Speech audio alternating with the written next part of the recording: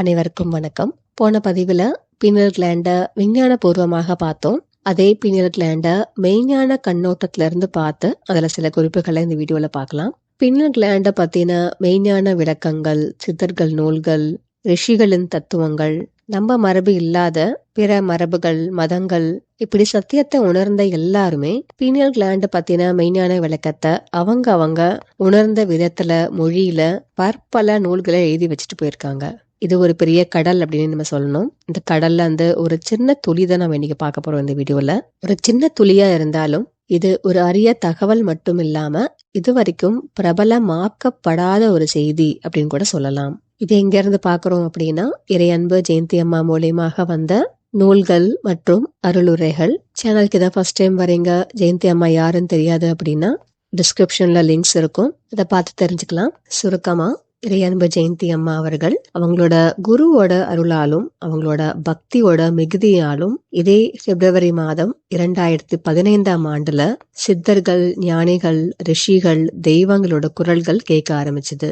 அன்னிலிருந்து இன்னைக்கு வரைக்கும் ஜெயந்தி அம்மா வேறு ஆற்றல்கள் கொடுக்கும் தியான முறைகள், வாழ்வியல் முறைகள், தெய்வ ரகசியங்கள், இயற்கை ரகசியங்கள், யுக மாற்றம் குறித்த பல எண்ணிலடங்காத தகவல்கள், சித்த மருத்துவ குறிப்புகள் மற்றும் பற்பல செய்திகள், இது எல்லாத்தையும் அவங்களோட காதால கேட்டு எழுதி அவங்க குரல்லையே அது பதிவும் செய்து அன்பாலயம் அப்படின்ற அமைப்பை தொடங்கி நம்மளை போல எல்லாருக்கும் பயன்படுற வகையில வழங்கிட்டு இருக்காங்க.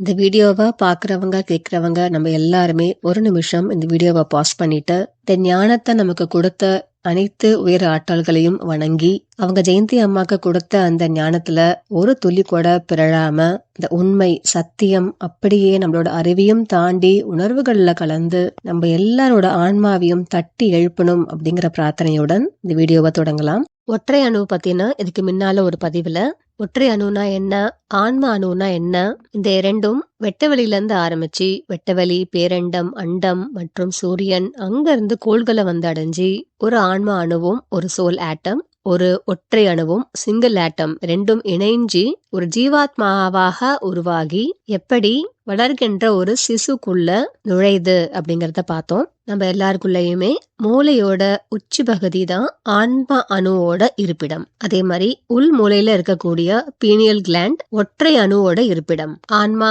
அப்படிங்கறது பல கோடி பாதரச துகள்களோட கூட்டமைப்பு. அதாவது சூரியனோட மைய பகுதியிலிருந்து பிரிந்து வந்த ஒரு பாதரச துகள். இங்க பாதரச துகள் அப்படின்னா அடிப்படையா ஒரு அணு ஆட்டம்குள்ள இருக்கக்கூடிய நியூக்ளியஸ் பகுதிக்கு உள்ள இருக்கக்கூடிய நியூட்ரான் அப்படிங்கிற ஒரு பார்ட்டிகளுக்கு உள்ள இருக்கக்கூடிய மிக நுண்ணிய ஒரு துகள். அறிவியல் ரீதியாக இன்னைக்கு ஹிக்ஸ் போசான், காட்ஸ் பார்ட்டிகல் அப்படின்னு சொல்லக்கூடியதாக இருக்கலாம் இந்த துகள். இந்த மாதிரி ஒரு சின்ன துகள் பல கோடி துகள்களாக பிளவுறுது.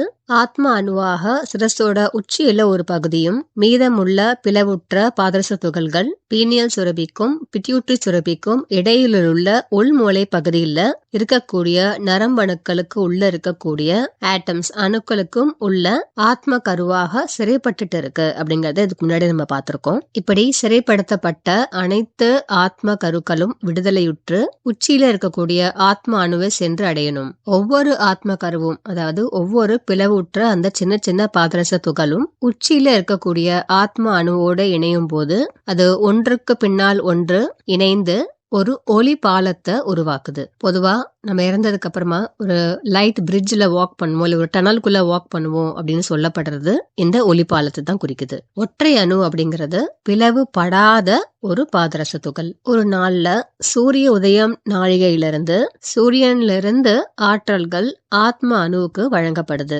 ஆத்ம அணு தன்னோட ஆற்றல்கள் அனைத்தையும் ஒற்றை அணுவுக்கு பரிமாறுது. போன பதிவுல பார்த்தோம், ஆத்ம அணு ஒரு தந்தை போல் வெளியில போயிட்டு பொருள் ஈட்டி கொண்டு வரவங்க. ஒற்றை அணு ஒரு தாய் போல் கொண்டு வந்த பொருட்களை கொண்டு குடும்பத்தாருக்கு சமைத்து உணவு பரிமாறுறவங்க. சூரிய அஸ்தம சமயத்திலிருந்து இரவு பொழுதுகள்ல ஒற்றை அணு இந்த சிறைப்படுத்தப்பட்ட ஆன்ம துகள்களுக்கு தன்னோட ஆற்றல்களை வழங்கி அடுத்த நாள் பொழுது வெடியறதுக்குள்ள தன்னோட கூட்டுக்கு வந்து சேருது. இதான் போன பதிவோட ரீகேப். இதை விரிவாக இந்த பதிவுல பார்க்கலாம். ஆன்மாவையும் ஒற்றை அணுவையும் புரிஞ்சுக்கிறதுக்கு இன்னொரு எளிமையான விளக்கம். நம்மளோட ஸ்தூல உடல், பிசிக்கல் பாடி இருக்கு அப்படின்னாலே அங்க ஆத்மா அணு கண்டிப்பா இருக்கு அப்படின்னு அர்த்தம். அதாவது ஆத்மா அணு இந்த உடலுக்குள்ள சிறைப்பட்டுட்டு இருக்கு அப்படின்னு அர்த்தம். இந்த ஆத்ம அணு உடலுக்குள்ள இருக்கிற வரைக்கும் தான் உடல் வெப்பநிலையில இருக்கும். ஆத்ம அணு உடலை விட்டு வெளியில போயிடுச்சு அப்படின்னா அடுத்த ஒரு நாழிகைக்குள்ள உடல் குளிர்தன்மை அடைஞ்சிரும். அதனால்தான் இறந்த உடனே உடல் குளிர்ச்சி ஆயிடுது. ஏன்னா அங்க ஆத்மா உடலை விட்டு போயிடுது. அப்ப ஒற்றை அணு அப்படிங்கிறது நம்மளோட சூக்ஷ்ம சரீரம், ஆஸ்ட்ரல் பாடி இல்ல சட்டில் பாடின்னு சொல்லலாம். ஆத்மா அணு மாதிரி ஒற்றை அணு நம்ம உடலுக்குள்ள சிறைப்பட்டுட்டு இல்ல, அது எப்ப வேணா வெளியில போயிட்டு உள்ள வரலாம். தூங்குற சமயத்துல பண்ணக்கூடிய ஆஸ்ட்ரல் டிராவல் அப்படிங்கிற விஷயத்தை பத்தி நம்ம கேள்விப்பட்டிருப்போம். அதாவது தூங்கும் போது நம்ம உடல் படுத்துட்டு இருக்க நிலையிலே இருக்கும், ஆனா நம்மளோட ஆன்மா மட்டும் வெளியில போயிட்டு வருது. அதான் ஆஸ்ட்ரல் டிராவல் அப்படின்னு நம்ம கேள்விப்பட்டிருப்போம். இந்த ஆஸ்ட்ரல் டிராவல்ல உடலை விட்டு வெளியில போயிட்டு வர்றது ஒற்றை அணு ஆன்மா கிடையாது.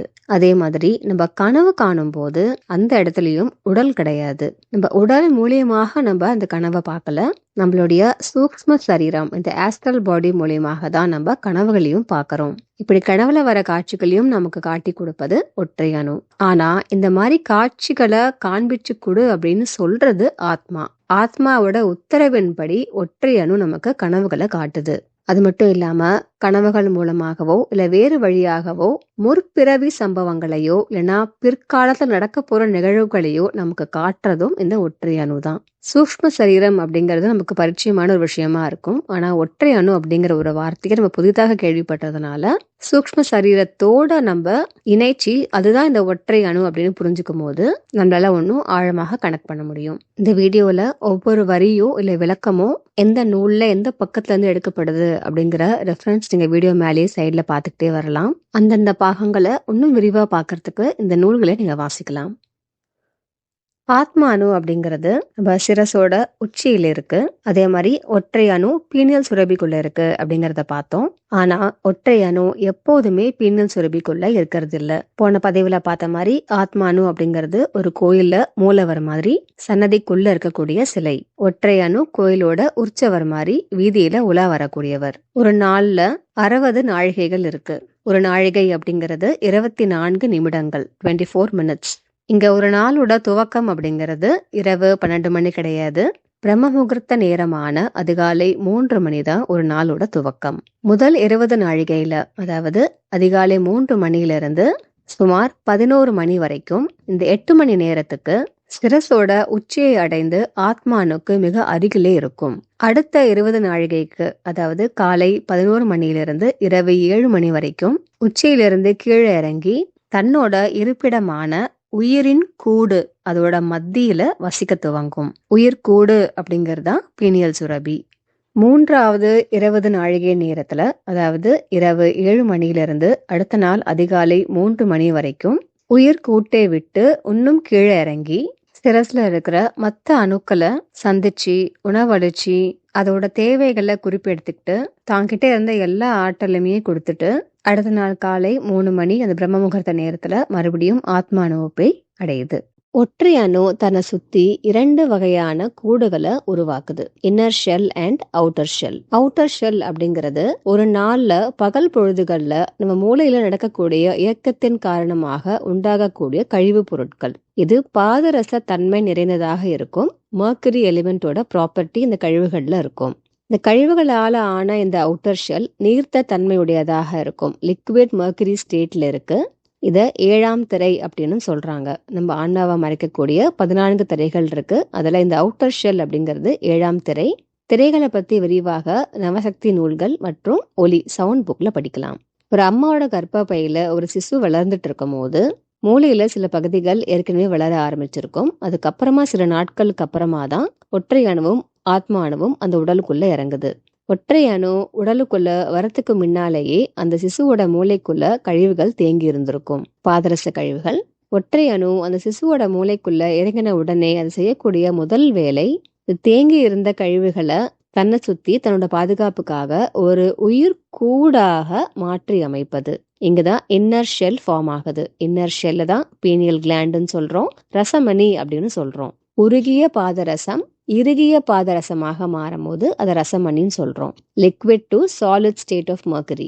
இது ஒரு சிசுவோட மூளையில மட்டும் நடக்கல, தினந்தோறுமே நம்மளோட மூளையில நடக்கக்கூடிய இயக்கங்கள்னால உருவாகக்கூடிய இந்த அவுட்டர் ஷெல் பாதரச கழிவு தேக்கத்தை தினந்தோறும் சூரிய அஸ்தமனத்துக்கு அப்புறமா ஒற்றை அணு தன்னோட இன்னர் ஷெல் அணு கூட விட்டு வெளில வரும்போது அவுட்டர் ஷெல்ல இறுகி இன்னர் ஷெல்லாக மாத்திடுது.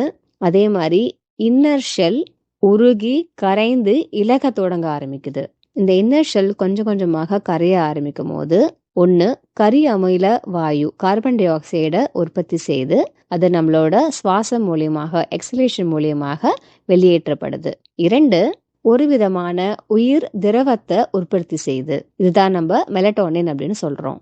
ஸோ தினந்தோறும் இந்த பீனியல் கிளாண்ட் சுற்றி என்ன நடக்குது அப்படின்னா ஒரு விஷத்தாலே முறியடிக்கிற மாதிரி அவுட்டர் வாலான நச்சு திரவம் இருந்த அந்த கழிவுகளை குளிர்ச்சி உற செய்து இறுக்கி இன்னர் ஷெல்லாக ரசமணியாக மாற்றப்படுது. இந்த ரசமணிக்கு மீண்டும் வெப்பமூட்டி கரைத்து அதை ஒரு வாயுவாகவும் அணுக்களோட கழிவுகள்ல இருந்தே ஒரு உயரிய ஆற்றல் மிக்க உணவான மெலட்டோனினும் உற்பத்தி ஆகுது. போன பதிவுல பார்த்த மாதிரி அறிவியல் ரீதியாகவும் இரவு 1 மணிலிருந்து 4 மணி அளவுல தான் மெலட்டோனினோட உற்பத்தி உச்சகட்டத்தை எட்டுது.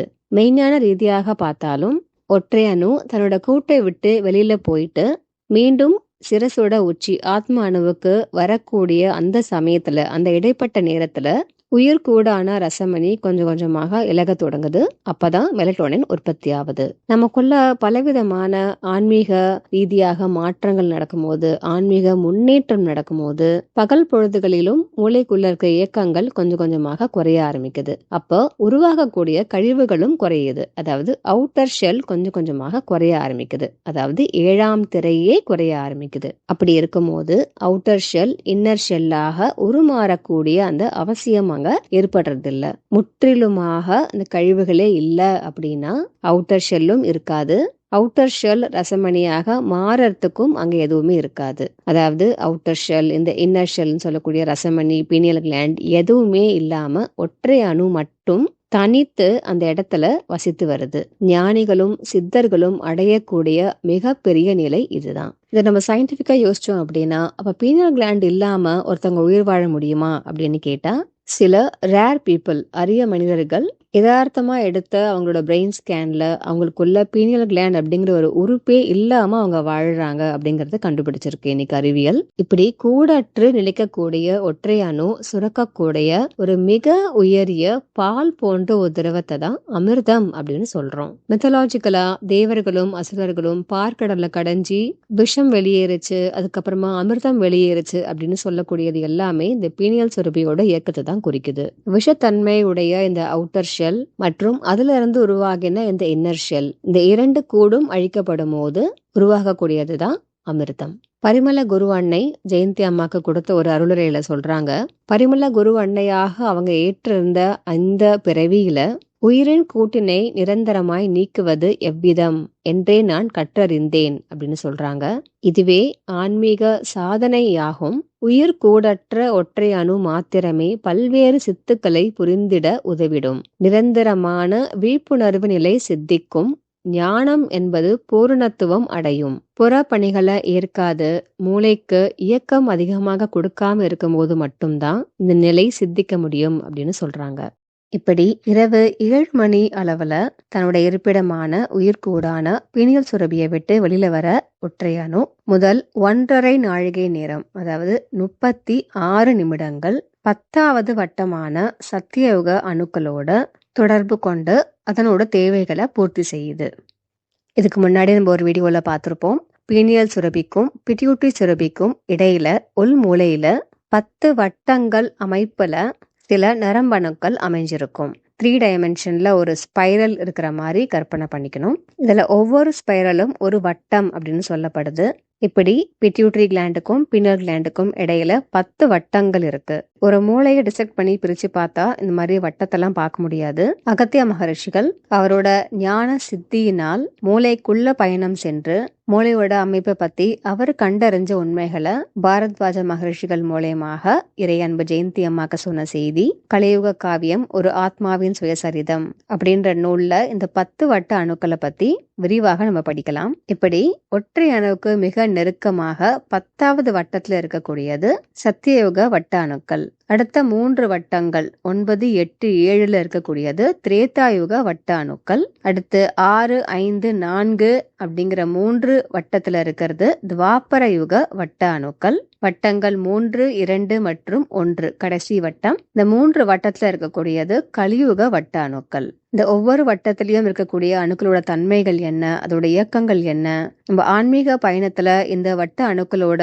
தாத்பரியம் என்ன, இது எல்லாத்தையுமே ஆத்மாவின் சுயசரிதம் புத்தகத்துல விரிவாக படிக்கலாம். இஃப் காட் வில்ஸ் இந்த நூலோட சுருக்கத்தை ஒரு வீடியோவாக சேனல்ல பார்க்கலாம். சரி, மீண்டும் ஒற்றை அணுவோட பயணத்துக்கு வரலாம். சூரிய அஸ்தமனத்துக்கு அப்புறமா இரவு 7 மணிக்கு தன் கூட்டை ஒட்டி வெளியில வரக்கூடிய ஒற்றை அணு முதல் 1.5 நாழிகை 36 நிமிடங்களுக்கு சத்தியுக வட்டங்கள்ல போய் சந்திக்குது. அங்கே இருந்து அடுத்து இந்த 9 வட்ட அணுக்களை 2 முறை ஒற்றை அணு சந்திக்கும். சத்தியுக வட்டத்திலிருந்து கடைசி கலிவட்டம் போகிற அந்த சமயத்துல ஒவ்வொரு வட்டத்திலையும் 1.5 நாழிகை செலவழித்து ஆத்மா அணுவிட்டிருந்து தான் பெற்ற ஆற்றலை ஒவ்வொரு வட்ட அணுக்களுக்கு பகிர்ந்து அளிக்கும். திரும்ப கடைசி கலிவட்டத்திலிருந்து சத்தியயுக வட்டத்துக்கு வர அந்த வழியில இந்த அணுக்கள்ல இருக்கக்கூடிய தீயவற்றை அழிக்கும். போன பதிவுல பார்த்த மாதிரி ஒற்றை அணு அப்படிங்கிற ஒரு விஷயத்தை தான் நம்ம இந்து மதம் ஆதிபராசக்தியா வழிபடுது. பொதுவா எந்த வகையான சக்தி வழிபாடு பண்ணினாலும் இந்த ஒற்றை அணுவோட ஆற்றலை தான் நம்ம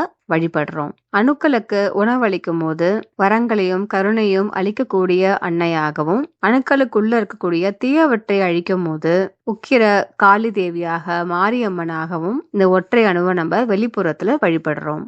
ஒற்றை அணுவோட இயக்கத்துல நடக்கக்கூடிய இந்த பயணம் சீராக சரியாக நடக்கணும் அப்படின்னா அந்த நேரத்துல நம்ம ஆழ்ந்து உறங்கி இருக்கணும். அதே மாதிரி தன்னோட இந்த பயணத்தை முடிச்சுட்டு மீண்டும் ஆத்மா அணு கிட்ட வரும்போது அந்த பிரம்ம முகூர்த்த நேரத்துல நம்ம எழுந்திருச்சு தியானம் பண்ணோம் அப்படின்னா நிர்மலமாக இருக்கக்கூடிய அந்த ஒற்றை அணுவை நம்மளால உணர முடியும். சூரிய அஸ்தமனத்துக்கு அப்புறமா செயற்கை ஒளிகளை ஏற்காம ஆழ்ந்த உறக்கத்துல எதுக்காக இருக்கணும், எதுக்காக பிரம்ம முகூர்த்த நேரத்துல எழுந்திருக்கணும், அப்ப என்ன நடக்குது அப்படிங்கறத விரிவா நம்ம அடுத்த வீடியோல பார்க்க போறோம்.